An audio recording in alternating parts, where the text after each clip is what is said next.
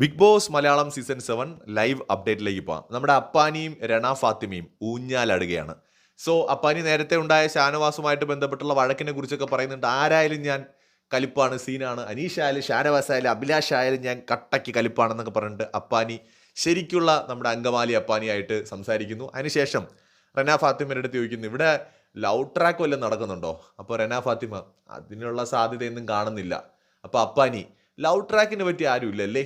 അപ്പോൾ റന ഫാത്തിമ ശരിയാണ്, ലവ് ട്രാക്കിന് പറ്റി ആരുമില്ല. സത്യത്തിൽ ഞാനും അത് തന്നെയാണ് ആലോചിച്ചത്. ബിഗ് ബോസിന്റെ ഇത്തവണത്തെ സെലക്ഷന് ലവ് ട്രാക്കിന് പറ്റിയ കണ്ടസ്റ്റൻസ് ഒന്നുമില്ല. അതിപ്പോൾ ആര്യൻ ആണെങ്കിൽ തന്നെ ആര്യൻ കഷ്ടപ്പെട്ടൊക്കെ നോക്കുന്നുണ്ടെങ്കിൽ ഒരു രക്ഷയില്ല. റന ഫാത്തിമ കമ്മിറ്റഡ് ആണ്. അതുപോലെ തന്നെ നമ്മുടെ നൂറ ആദില കമ്മിറ്റഡ് ആണ്. ഈ ബിഗ് ബോസിനകത്ത് നിൽക്കുന്ന കണ്ടസ്റ്റൻസിന് നന്നായിട്ട് അറിയാം, ലവ് ട്രാക്ക് പിടിക്കുകയാണെങ്കിൽ കുറേ ദിവസം മുന്നോട്ട് പോകാൻ പറ്റും. ലവ് ട്രാക്ക് പിടിക്കുന്ന കണ്ടസ്റ്റൻസ് 50 ദിവസം ഗ്യാരണ്ടിയാണ്, 50, 60, 70 ദിവസമൊക്കെ ഗ്യാരണ്ടിയാണ് അവർക്ക് പോകാൻ പറ്റും. അപ്പോൾ അത് വല്ലാണ്ട് പ്രേക്ഷകരെ വെറുപ്പിക്കാതെ നിന്ന് കഴിഞ്ഞാൽ പോകാൻ പറ്റും. ഈ ലവ് ട്രാക്ക് പിടിക്കുന്നവരെ അകത്ത് വെക്കുന്ന കണ്ടസ്റ്റൻസിന് പൊതുവേ അവർക്കും പ്രശ്നമാണ്. കാരണം അവരെ പുറത്താക്കാൻ ഭയങ്കര പാടാണ്. അപ്പോൾ ലവ് ട്രാക്ക് ഇല്ലെങ്കിൽ അകത്തെ കണ്ടസ്റ്റൻസിനെ സംബന്ധിച്ചിടത്തോളം അത് ഭയങ്കര ബെറ്ററാണ്. ഷോയെ സംബന്ധിച്ചിടത്തോളം എനിക്ക് തോന്നുന്നു ലവ് ട്രാക്ക് ഉള്ള സീസൺസ് ഒക്കെയാണ് പൊതുവേ ഹിറ്റായിട്ടുള്ളത്, പോസിറ്റീവായിട്ടാണെങ്കിലും നെഗറ്റീവായിട്ടാണെങ്കിലും. ഈ സീസണിൽ ലവ് ട്രാക്ക് പിടിക്കാൻ പറ്റിയ ആരും ഉണ്ടെന്ന് എനിക്ക് തോന്നുന്നില്ല. കൂടുതൽ ലൈവ് അപ്ഡേറ്റുകളുമായി വീണ്ടും കാണാം.